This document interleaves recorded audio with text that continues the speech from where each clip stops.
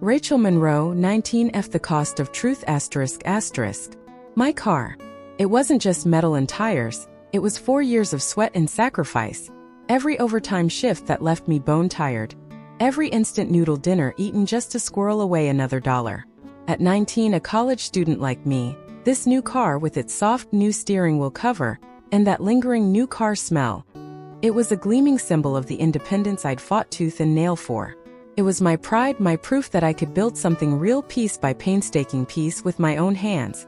Just last week, my fiancé and I had spent hours poring over specs, reading reviews, and finally, choosing the perfect birthday present for my nephew. A brand new gaming computer. The kind he'd been pestering everyone about for months. I'd pictured the sparkle in his eyes when he tore open the box, the whoop of delight as he saw the PC of his dreams. Part of me, a tiny foolish part, even hoped that maybe, just maybe, this generous gift would soften the edges of the spoiled brat behavior my sister, his mother, indulged so freely. She's always been the type to let him say whatever he pleases, do whatever he pleases, consequences be damned. I tried to talk to him, complained to her countless times. Always the same dismissive shrug. I'd swallowed my frustration these past few days, telling myself, just let it go.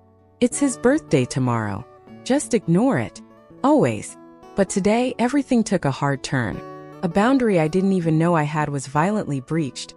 And I knew in that sickening instant, I couldn't ignore it any longer. The afternoon had started out ordinary enough. My sister and nephew were over. Their voices, his loud, boisterous laughter, drifted in from the backyard as he played.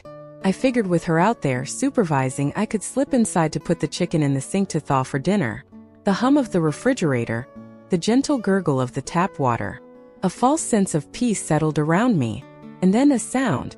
Not laughter or birdsong. Something sharp, violent, tearing through the quiet afternoon air. Crash. A shattering. It reverberated through the very bones of the house. My heart seized in my chest. A cold dread seeped into my veins, quickly replaced by a primal, furious anger that made my hands tremble. My vision narrowed, focusing only on the image forming outside. I bolted to the back door, flinging it open. My gaze immediately locked onto it. My car. Its windshield. A spiderweb of cracks, a brutal, jagged scar slashed across the glass. And inside, lying on the passenger seat, was a rock. Not a pebble. A jagged, palm-sized rock, looking utterly alien and out of place against the pristine interior. My breath hitched. I felt something shatter inside me, mirroring the glass. The pride, the joy of that car, it all drained away, replaced by a hollow, sickening emptiness. We have cameras in our backyard and a dash cam in the car. It played back in brutal clarity. My nephew with a mischievous grin, or perhaps an oblivious one, picking up that rock and flinging it with all his might directly at my windshield. I was shaking not from cold but from an uncontrollable rage. This wasn't the first time he'd damaged property or caused trouble. But this time, he'd touched something that was truly mine. Something I'd poured my everything into. Why weren't you supervising him? My voice was hoarse, unfamiliar. My sister blinked at me, as if I'd spoken in a foreign language. I was, she said, dismissively, with a casual wave of her hand. She didn't even glance at the shattered windshield, as if it were a cheap toy he'd simply discarded. If you were, you wouldn't have let him throw a giant fucking rock at my car. I bit out each word like a hammer blow. How do you plan to fix this situation? She looked at me like I was insane. You should have been out here watching your car if you were so worried about him causing damages. Those words were a physical blow, a betrayal. I felt like I'd been stabbed. She wasn't just refusing responsibility. She was blaming me, the victim. A cold, calculating resolve settled over me. My fiancé, usually my calm anchor, stepped forward. His voice was low, firm. Both of you. Leave. Now. They left shortly after that. The silence that fell over the house was heavier than the sound of shattering glass had been. The pain and disappointment left me hollowed out, but the cold resolve remained. I took a deep breath. Enough was enough. I had worked too hard to be treated like this. An hour later, I was at the store where I'd bought his computer, receipt clutched tight in my hand. I returned it. It would take 3 to 10 days for the money to hit my debit account. A hard lesson learned about why you should always pay cash for large purchases if you want an immediate refund. It felt wrong taking back a gift given with so much thought. But what choice did I have?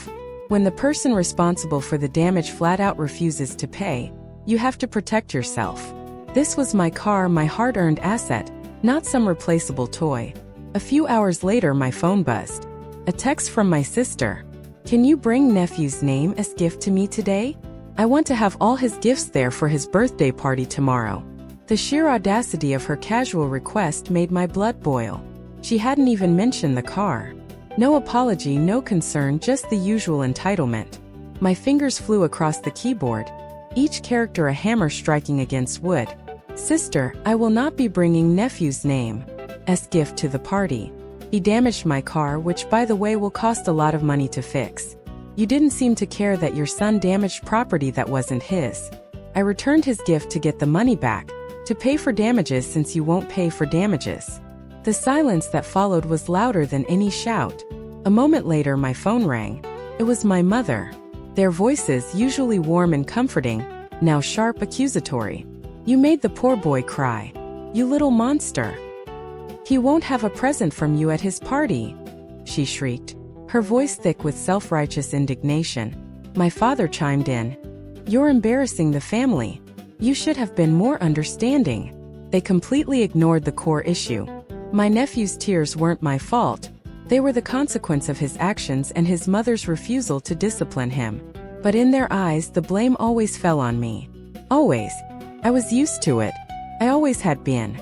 From a young age, I was the good child, the capable one, the understanding one. I was the big helper, the one who carried the diaper bag, the one who reminded Dad not to leave the stove on. By 10, I could cook 3 meals. By 12, I was walking Lily to preschool, fixing her laces when they came undone, braiding her hair because Mom wasn't good at those things. Lily was always the baby, all soft curls and soft stories. When she cried, everything stopped. When I cried, I was told I was being dramatic, making mountains out of molehills, overreacting. At school events, Mom always made a scene, posing with Lily in the center, me holding someone's coat on the side, or taking the pictures for them. Even our birthdays were telling. Hers were themed unicorns, dolphins, a rented pony one year. Mine, a cake from the freezer aisle, sometimes 2 days late. I used to think maybe I'd done something wrong. Maybe I wasn't lovable in the same way. A quiet ache, a hollow space inside me just grew and grew. But Grandma Eloise never made me wonder. She lived 3 blocks away in a small blue house with a cracked porch swing and an always full cookie jar. She didn't have much, but what she had, she shared without drama, without expectation. Books, stories, time. She taught me how to balance a checkbook before I hit high school, how to fix a leaky faucet, how to breathe when it felt like no one saw me, like I was invisible in my own home.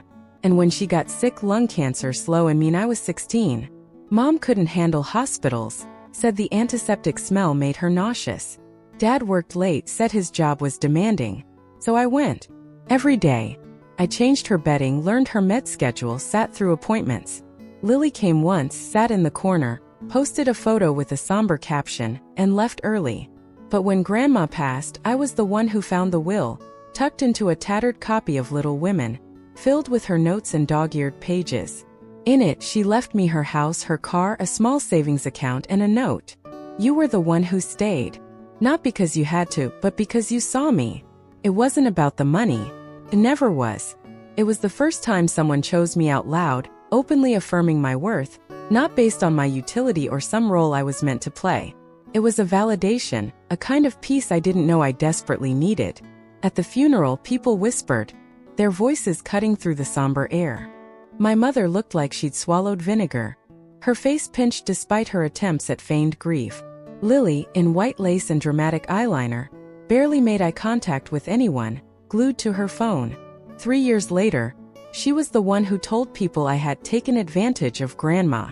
She called it weird, that I'd inherited everything, said I'd manipulated an old woman for property. I never corrected her, never confronted her. Because by then, I understood something even colder than silence. They weren't forgetting me. They were rewriting me. They were rewriting their own narrative, and I, conveniently, became the villain to make their story make sense. Then came the article. A local reporter, quiet, thoughtful, had sat through one of our sessions at the nonprofit. She wrote a piece called Me a Quiet Engine of Change, praising my efforts to teach life skills to at-risk teen girls. The headline was shared more times than I expected. It reached old classmates, former professors, even my parents.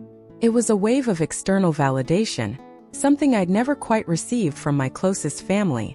2 weeks later, I noticed I'd been removed from Lily's Instagram entirely. Not just blocked, erased. Family wedding photos cropped, childhood pictures reposted with edited captions. Just me and my guardian angels, she wrote under a photo where I had once stood between her and Mom, my arms around both of them. At first, I thought it was an algorithm thing, a glitch. But then I saw the old photo from my college graduation, the one I'd framed for Dad. In the new version, I wasn't in it. Someone had physically cut me out. I didn't even know people still did that. Scissors, tape, a new frame, no caption. Just a photo hanging in the background of Lily's kitchen and a video tour she posted when she moved into her dream home. I recognized the frame. I'd bought it. I didn't cry, but I stared at that empty space longer than I should have. And I wondered, when they rewrote the story, did they ever stop to ask who paid for the first chapter? Who paid for any of it? It was a Tuesday afternoon, rain on the windows, a cold leftover sandwich on my desk. I was editing grant proposals when the knock came. 3 firm taps. Then quiet. A waiting quiet. I wasn't expecting anyone. Most people called first or texted or didn't come at all. When I opened the door, they were standing there. My mother, my sister, and a man I'd never seen, mid-40s, nice coat, wedding band. Lily's new husband, I would learn later. They looked rehearsed. Hair perfect. Clothes neat. Smiles forced. A perfectly choreographed tableau. Rachel, Mom said, her voice half breathy, half familiar. As a family, we thought it was time. Time for what? They didn't ask to come in. They just did. Brushed past me like it was still their right. I watched them settle into my living room, curl into the corner of my couch. The couch I bought in a home I built.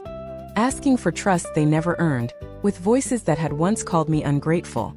I walked to the kitchen, poured a glass of water, brought it to the coffee table. Set it down. Didn't speak. Lily finally looked up. I just thought you'd understand, she whispered. Her voice cracked, but her mascara didn't. I thought about saying it. About listing every time she hadn't understood me.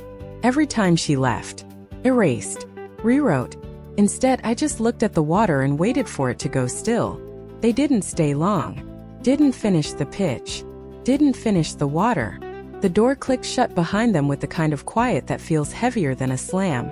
And I stood there in the silence they left, wondering, did they really think I wouldn't remember? The envelope this time wasn't certified. It was hand-delivered. Thicker. Colder. A civil complaint. They were suing me. My own family. The charge? Unjust enrichment.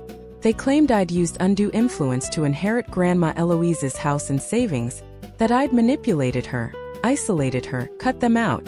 That Lily had been the true heir, but I'd intervened. It read like a script. A fiction where I was the villain and Lily the grieving granddaughter, too kind to speak up until now. I sat with it for hours. Didn't call anyone. Didn't cry. I opened my filing cabinet and pulled out the folder I'd kept for 15 years. Medical records. Handwritten notes. Photos of me and Grandma in her garden, at her chemo sessions, opening Christmas cards I'd signed for her when her hands shook too much to hold a pen. And the will. Notarized. Filed. Stamped by the county court on the day she died. I didn't need to defend myself. But I would. My lawyer was a former student of mine, Elena Ruiz. Smart. Unshakable. She'd once written a dissertation on power dynamics in inheritance disputes. When I showed her the complaint, she didn't blink. "We've seen this before," she said. "But they made a mistake." I raised an eyebrow. Elena smiled just barely. "They submitted altered evidence."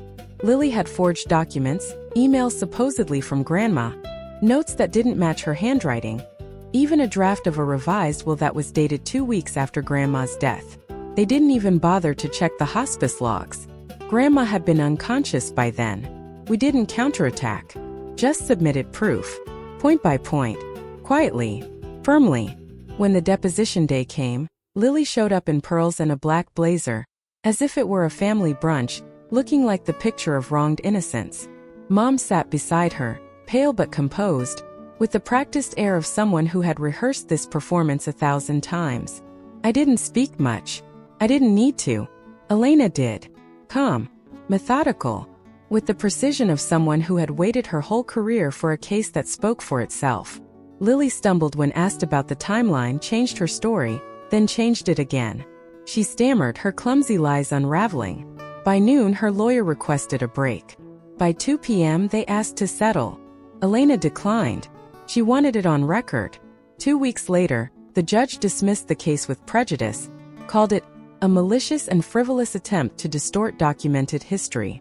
In legal terms, it was a victory, but in family terms, there's no word for it. Mom never called. Dad didn't either. But someone forwarded me a screenshot. Lily had posted a story, a close-up of her tear-streaked face captioned, "Some people will do anything for money, even lie about their own blood." No names. But everyone knew. I turned off my phone for 3 days. I needed space, a quiet void where things could settle. When I turned it back on, there was one voicemail. From Lily. Her voice was tight, controlled like a wire pulled taut. "I hope you're happy. You ruined everything. Mom won't speak to me. Our investors pulled out. We had to close the office. I needed you." Then silence. Not a request. Not an apology. Just a sentence. "I needed you." As if needing someone once gave you the right to hurt them over and over. I didn't delete the voicemail, but I never listened to it again. Because by then I understood the deepest truth of all. They hadn't turned against me because I failed them. They turned against me because I didn't. The second time they came, they didn't knock. They called my father. Of all people. After nearly 7 years of silence. His voice was clipped, not angry, just strained. "Things got out of hand," he said. "Your sister regrets a lot. So do we. The lawsuit, that was unfortunate. But we're family. And families survive worse." I didn't answer right away. I waited. Let the silence do the sorting. Finally, he cleared his throat. "We'd like to invite you to a gathering. Your cousin Grant is getting married. Big celebration. Lots of people. It'd mean something if you showed up." I almost laughed. Not out of cruelty, just to the absurdity of it. They wanted me there. Not for reconciliation. For optics. Because now my name meant something. The nonprofit had expanded. Third Circle was in 3 states. We'd partnered with the National Women's Leadership Fund. My face had been on the cover of a regional magazine. From Forgotten to Force. Said they didn't want me. They wanted her. The version of me that made them look good by proximity. I declined. Politely. Briefly. A week later, Aunt Marla called. She'd always been kind in a distant, teacup-rattling way. She said she understood why I was hurt. Said what Lily did was inexcusable. Then, just as softly, "But maybe it's time to let it go, sweetheart. People are watching. Weddings are about joy. Don't bring the past into it." That was the line. Don't bring the past into it. As if the past was a purse I could choose not to carry. As if they hadn't already spilled it across the room and walked away. I didn't respond. Didn't go. Didn't post. That Saturday, when the wedding photos flooded social media, sunlight, champagne, a rented garden, I stayed in.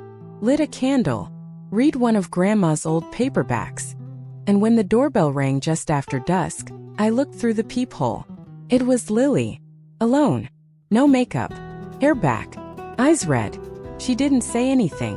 Just stood there. Waiting. I turned off the porch light and let the night answer for me. Lily never tried a third time after that night on the porch. She didn't text. Didn't call. Didn't email some long apology asking for another chance. She disappeared into her world of curated reels and mid-morning yoga. And I stayed in mine. Not out of bitterness. Just clarity. I no longer needed to be seen by them. I only needed to stop being rewritten. The silence that followed wasn't loud. It was exact. It filled only the space they used to take up. No more. No less. When people asked old friends, former neighbors, the ones who never quite knew what happened, I kept it simple. They chose a version of me that was easier to delete. Sometimes they'd press, "What do you mean?"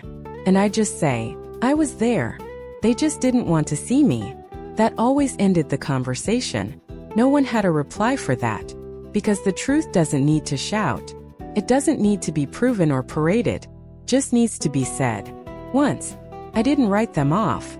I didn't post. Didn't burn photos or mail back old cards. I let it all stay where it was. In drawers. In old inboxes. In the quiet part of the house I no longer opened. Some memories don't need closure. Just boundaries. And that was enough. Last spring I repainted the hallway.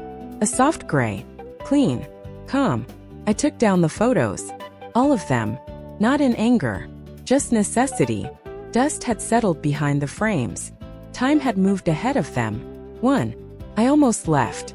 A candid shot of Grandma Eloise and me, sitting on her porch swing with mismatched mugs of tea. No poses. No edits. Just presence. But when I lifted the frame, I noticed something behind it. Tucked flat against the wall. A second photo. Folded. Torn at the edges. It was from my college graduation. The full version. Me in the center, arms around Lily and Mom before they cut me out. Someone must have hidden it there. Maybe me. Maybe not. I slid the torn photo from behind the glass. Didn't put it back. Didn't throw it away. I left the frame empty. Hung it back in place. Not to mourn what was missing, but to remind myself what's gone doesn't need to be filled. Just needs to be named. Once. Quietly. And then left alone. If they once erased your face from the picture, did you ever hang the frame back up?